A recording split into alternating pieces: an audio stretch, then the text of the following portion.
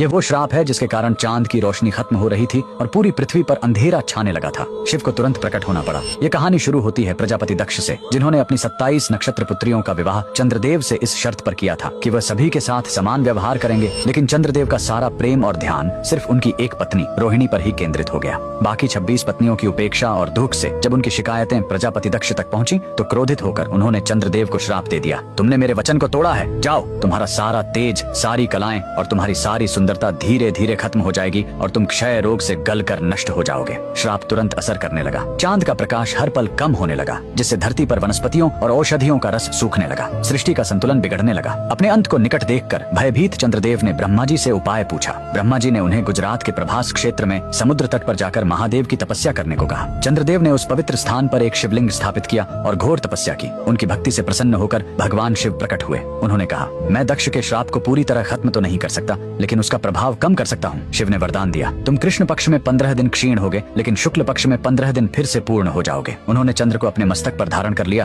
और चंद्रशेखर कहलाए। और जिस ज्योतिर्लिंग की चंद्र ने पूजा की थी वो सोमनाथ, सोम यानी चंद्र के नाथ के नाम से प्रसिद्ध हुआ। और यही सोमनाथ मंदिर भारत का पहला ज्योतिर्लिंग आज भी गुजरात के वेरावल में उसी समुद्र तट पर शान से खड़ा है जहाँ चंद्रदेव ने श्राप से मुक्ति पाई थी। लेकिन रुकिए, इस मंदिर का एक और रहस्य है। यहाँ मौजूद बाण स्तंभ यह बताता है कि यहाँ से लेकर दक्षिणी ध्रुव तक समुद्र के रास्ते में कोई जमीन नहीं है। भगवान शिव के भक्त कमेंट में हर हर महादेव जरूर लिखें।